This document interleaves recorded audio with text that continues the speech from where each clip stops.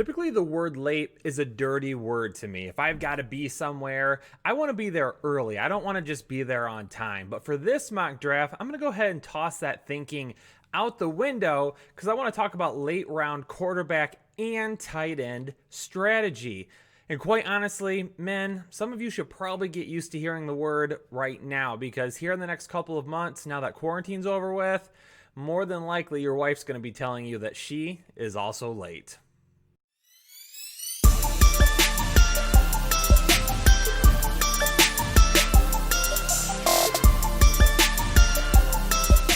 What's going on, Headliner Nation? Welcome back to the Fantasy Headliners, and it is another Mock Draft Monday where we go through a different mock draft strategy to kind of show you what you could potentially be looking at if you either use one of these strategies, mix and match some of them, or whatever it may be, kind of give you a heads up on what you could be seeing come your drafts here in 2020. Now, the last mock draft I did, we really talked about a balanced strategy. What if we went like running back, wide receiver, running back?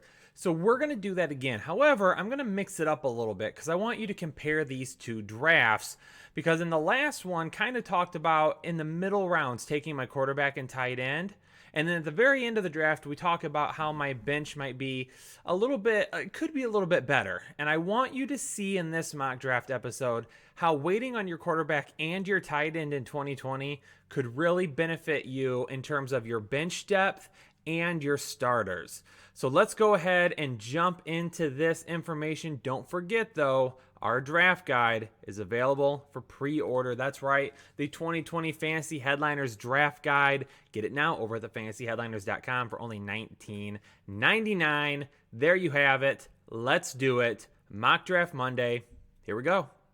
All right, so like I mentioned, we're still going to be talking about that balanced strategy we did in the last episode, and we're going to be drafting out of the same spot as well. For this one, we're going to be drafting out of that 2-hole. Now, keep in mind, that's where we drafted from the last time. We drafted from the 2-hole, and we went with a balanced approach, and that's what we're going to be doing here again. Now, in that last mock draft, I went with Saquon Barkley at 1.02, and keep in mind, this is a 12-team, half PPR format, two flex positions, so it does cause some importance for a little bit of a deeper bench, but we're going to go with Barkley again. Some of these picks you'll probably end up seeing kind of roll over on top of each other. Saquon Barkley is my 1.01 this year over Christian McCaffrey, just barely though, not by a whole lot.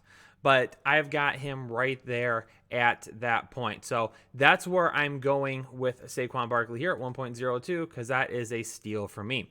And just like the last one as well, I'm going with Kenny Golladay in the second round, at the end of the second round. Now, I really like Kenny Golladay this year. And trust me, ladies and gentlemen, we've got some in-depth information on why you should target Kenny Golladay in your 2020 drafts. His end of the second round ADP right now is fine with me. I'm going to take him there because I've got him locked in as a top 12 wide receiver this year because of his deep playability. Stafford's healthy. They have Swift now, the offensive line, all of it. If you're a Patreon member, you've already read an article from me about how good the Lions offense could potentially be this year. So I'm going with Kenny Golladay here at the end of the second round. Now we're going to loop it back and we're going to be at the beginning of the third. Keep in mind, I told you that we're going to go with a strategy that is balanced, a balanced strategy. So we have our running back one with Saquon Barkley. We have our wide receiver one with Kenny Golladay.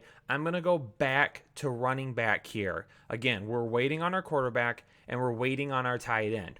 There are really two guys that I'm considering right here, Clyde Edwards-Helaire and Todd Gurley. Now, Jake did an episode just a couple of days ago about risky running backs that maybe you shouldn't be worried about. And he included Todd Gurley in that. So if you haven't seen that episode yet, make sure that you check it out. I do like Todd Gurley this year. I like Chris Carson as well. I'm going to wait on Chris Carson though. And I'm going to have more videos on him too coming up. But with Todd Gurley and Clyde Edwards-Helaire here, the two that I'm really considering, again, Clyde Edwards-Helaire, I'm worried about him losing touches to Damian Williams early in the season. He's going to be a receiving back. He's going to get those touches, but is he going to get the type of full workload that we could see from Todd Gurley? Todd Gurley, to me, is going to lose less touches to the other running back in his running back room with him than what Clyde Edwards-Helaire will lose to Damian Williams. So that is why, at this point, I am still going to go with Todd Gurley. Todd Gurley, I do have is a late running back one so far this year. I've got Todd Gurley going in that, coming in at that 12 spot overall for running backs. So I'm going to run with him here because now I've picked two guys, Todd Gurley here in the third round, that could potentially be workhorse backs for me that are going to get a ton of touches all over the board, okay? So we've got Saquon Barkley, we've got Kenny Golladay, we've got Todd Gurley. Now we need to go with another wide receiver. We got to get our wide receiver 2 now, right? So who are we going to go with on our wide receiver 2? Guess what? Another guy that's fallen right here that I absolutely love is Robert Woods. Robert Woods, to me, is a high-end wide receiver 2 this year. Yes, Keenan Allen is also there. Maybe Keenan Allen falls to me here, and I can take Woods and Keenan Allen back-to-back. And just take a look at the draft board, too. Somebody brought this up in the last video that I did as well, taking a look at teams, saying, you know, what does the team going after you have? Well, they've only got Mike Evans right now, so more than likely Keenan Allen will go off the board if I end up going with Robert Woods here, which I will. So if that happens, then I'm going to have another shot at somebody as well. But we're going to go with Robert Woods in a half PPR format, the guy with no more Brandon Cooks, no more Todd Gurley. Cooper Kupp is that red zone guy, but Robert Woods is going to be the guy that gets a lot of the targets, a lot of the receptions, a lot of the volume play.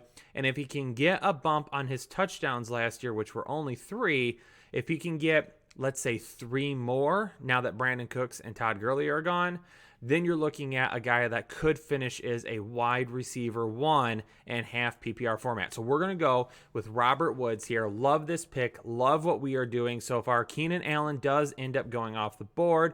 So then we've got a couple of other guys here as well. Now, we can do something here. We got a couple of different things. Like I said, again, we're waiting on quarterback and waiting on tight end. So we're going to continue to wait on those 2 positions.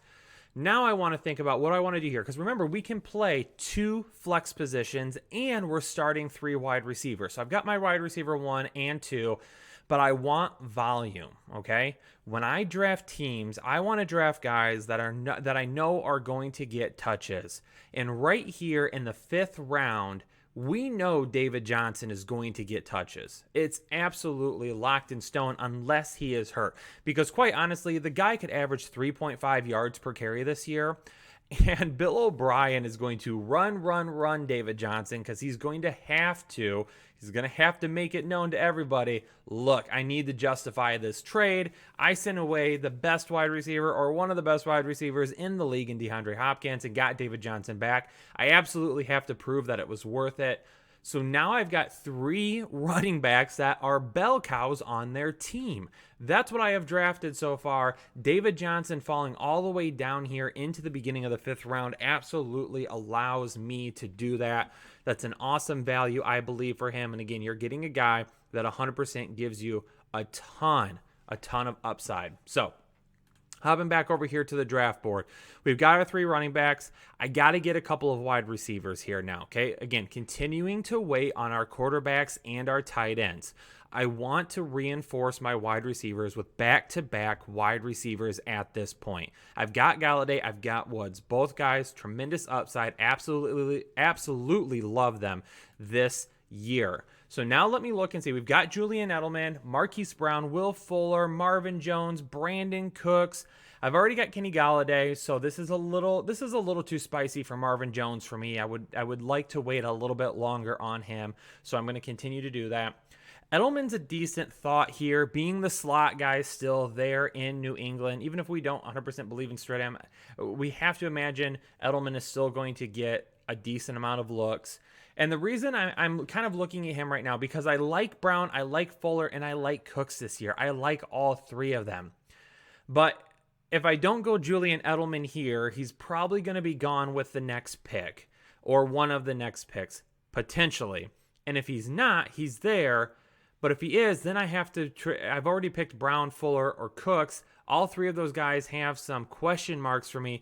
John Brown, I like John Brown a lot as well. I really do like John Brown, okay? And when we look over here, there's also a few running backs. I really want to go back-to-back wide receivers, but man, I'm seeing some potential guys down this way that I really like. So we're still going to go with Julian Edelman here. I think he's the safest bet right now at this spot, and I want another safe bet. Yeah, I would rather grab guys with higher upside right now, but the problem with that is if I don't, and those guys end up getting hurt, like a Brown, Fuller, or a Cooks, now I'm a little bit short on wide receiver. So I'm going to go with Edelman there. We're going to lock him in at the end of the 6th. Now we're at the 7th. Brown, Fuller, Cooks, still there for me. I like all of those guys. But I think what I'm going to do, I'm going to walk back over here to running back real quick. We've got Kareem Hunt, okay? And again, we can start 2 flex positions. So if I want to start 3 wide receivers, I got my 3 wide receivers right now. I've got my 3 running backs. I could potentially start 4 running backs if I want to. Guys that could potentially see a lot of workload. I kind of like Kareem Hunt right here. Half PPR format. He's going to get looks out of the backfield. But then there's also Sony Michel. And Sony Michel is the guy that I like this year as well because he's really going to be locked in as that starter. Yeah, James White is going to continue to get a lot of the work there, but I could also go with White here if I want to. So the question is, do you want the guy with the highest upside, Kareem Hunt? Do you want probably the safest guy in James White? Or do you want to get the guy that is absolutely going to give you the full workload that you know is going to get touches on a regular basis? Or do you go with a Brown, Fuller, or a Cooks, guys with a lot of upside in them in the passing game? Me personally, I'm going to go back over here to running back. I said I was going to go back-to-back wide receiver, but we have some running backs here that are giving us some opportunities, and I'm going to go ahead and roll with Kareem Hunt. I've got 3 solid running backs on the board already on my team. Let's go with a guy that gives us a lot of upside now. So we're going to go ahead and roll with Kareem Hunt here at the beginning of the 7th. Now, some of those wide receivers I liked, they're going to be gone. I'm not going to be able to get my hands on them. So at this point now, we take a look. Still got some guys here that I like at wide receiver. Let's just take a quick peek at our tight ends. Tyler Higbee, Jared Cook, Rob Gronkowski, Gesicki, Hurst, Hawkinson, Goddard, Jonnu Smith. That's going to be my target here for tight ends. And I've still got a lot of guys in front of him. I don't need to go ahead and jump on a tight end yet. Jonnu Smith, I am fine with him being my tight end 1 this year, because if I take him, then I can back him up with like maybe an Eric Ebron, a guy that's got a little bit of touchdown upside in him. And then I could also go with like a Dawson Knox out of Buffalo, who I think could get a lot of work in the passing game this year, because some of those underneath routes with Diggs and Brown stretching the field so much, giving him a lot of opportunity as well. And then, of course, with our quarterbacks, we've got more than enough there. So I'm going to go ahead and go over here to wide receivers in a half PPR format. If it was a standard format, I would go with Mike Williams here.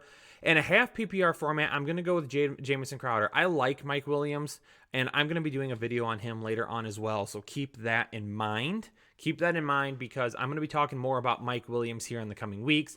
But with Jamison Crowder, a half PPR format, this guy is going to get well over 100 targets. Well over 100 targets this year. So I'm absolutely going to take him here. Again, another really strong pick that I really, really like in this format, taking him here at the end of the 8th round. We're now to the beginning of the 9th. Still got a lot of opportunities here. And if you watch the last mock draft video, one of the things that I really took a look at was what happens when you take this quarterback and tight end in the middle. Now we need to take a look at what happens if you wait on your quarterback and your tight end. I am building some really, really good depth right now. And with that depth comes injuries. I can go ahead and fit people in right away. I've got 4 solid wide receivers. I've got 4 solid running backs. The only thing that I'm doing at this point is continuing to load my bench with guys that I can switch in and out. If there's injuries, guys that I can put in and not really miss a beat. At this point right here, again, I told you I really liked Mike Williams. I like Darius Slayton. I like Golden Tate as well. In a half PPR format, as much as I like Darius Slayton's upside, I'm going to grab another guy here that I think could end up offering me some good upside later on. But with Mike Williams, he could end up being that touchdown guy this year. And even with Tyrod Taylor as his starter, Mike Williams is a guy that could see pretty good value this late in your drafts. James White is still there too, man. It's really hard not to take James White because we know James White is going to get work, right? We know that's going to happen.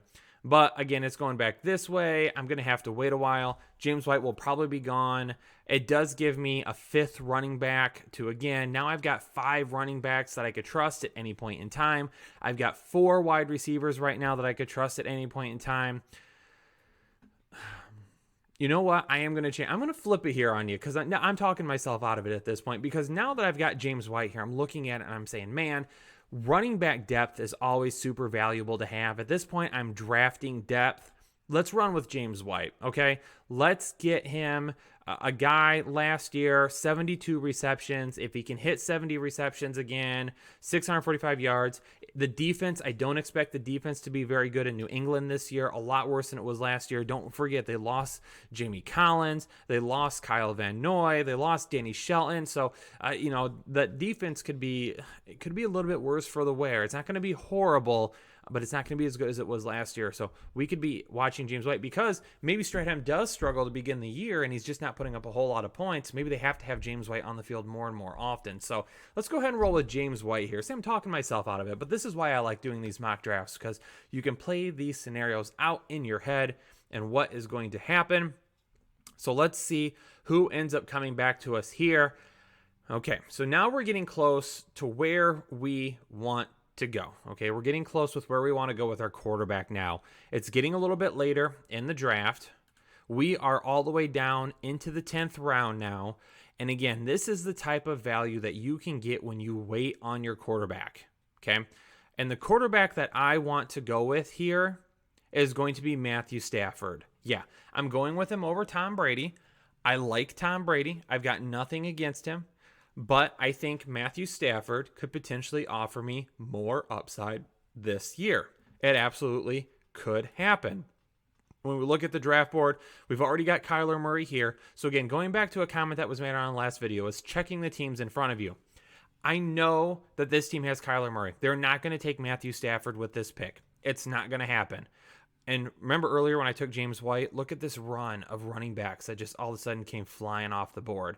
It allowed a couple of potential options to fall to me at wide receiver as well. Anthony Miller, Robbie Anderson, Alshon Jeffrey, Preston Williams, Breshad Perryman. So again, a lot of guys that, they don't offer you a ton of upside, but I'm going to go with here. I'm going to wait on my quarterback. Just a little bit longer. I'm gonna go ahead and go with Robbie Anderson here. A big touchdown playmaker. It could potentially happen where, it's again where he makes one big play and that might be all he needs that week. Maybe it's a fill-in when you're going against a team that's giving up a ton of touchdowns. Maybe a team that he's getting their second best cornerback. So I'm gonna go with Robbie Anderson here.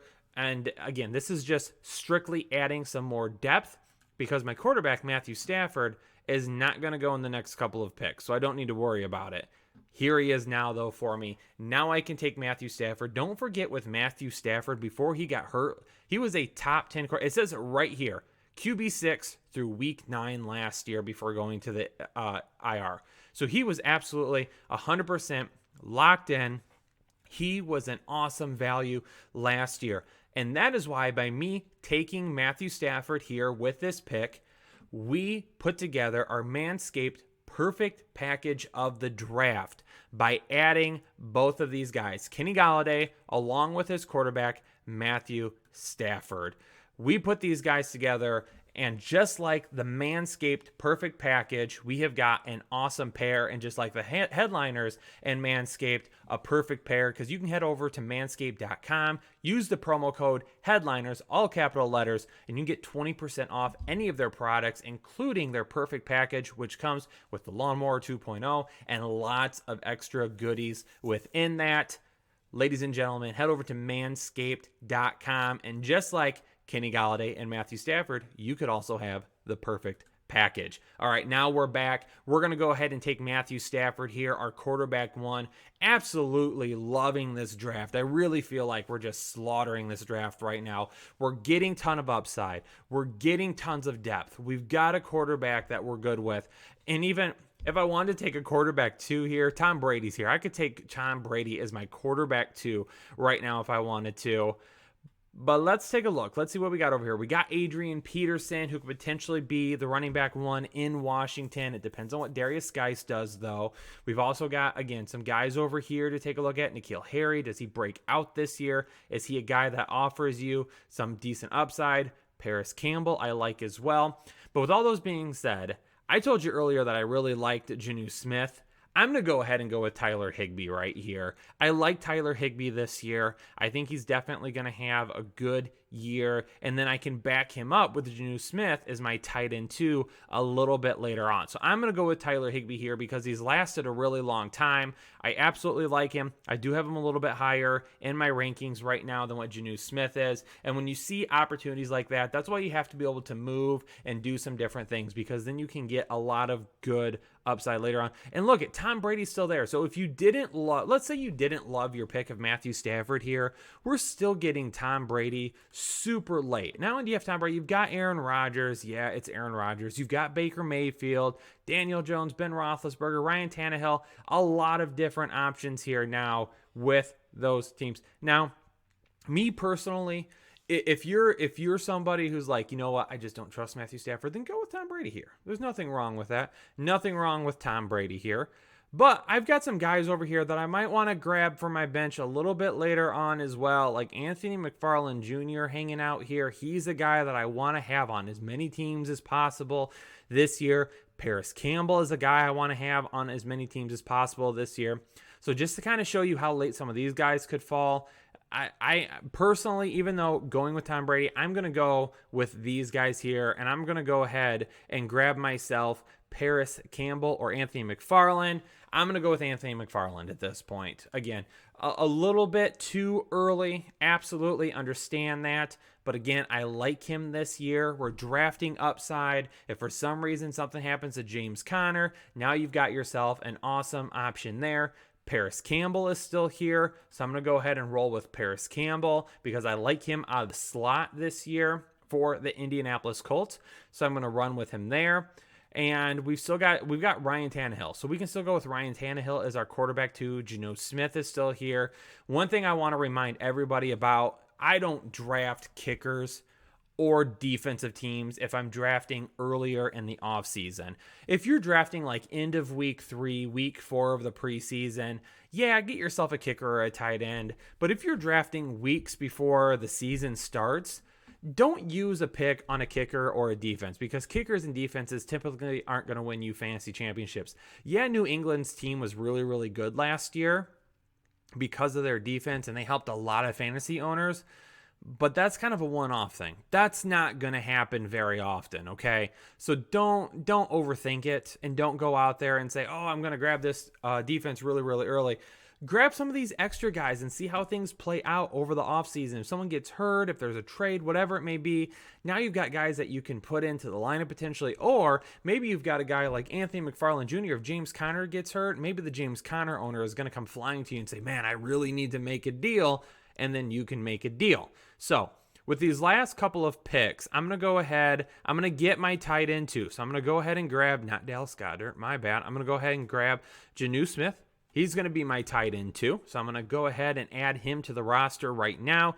Again, these are the type of guys that you're getting if you're waiting super late in your drafts. Ryan Tannehill ends up going right there, unfortunately. So we're not going to have a quarterback two. Daniel Jones, Kirk Cousins, Joey Burrow, Jimmy Garoppolo, Phillip Rivers, lots of options here still. Lots of guys that you can take. Typically with me, I'm streaming my quarterback too. So if on Stafford's bye week, yeah, I'll go ahead and grab him. I'm going to go ahead and, in this case though, probably grab a QB2 just in case for some reason, whatever it may be, you end up experiencing any issues with Stafford. His back starts to hurt again.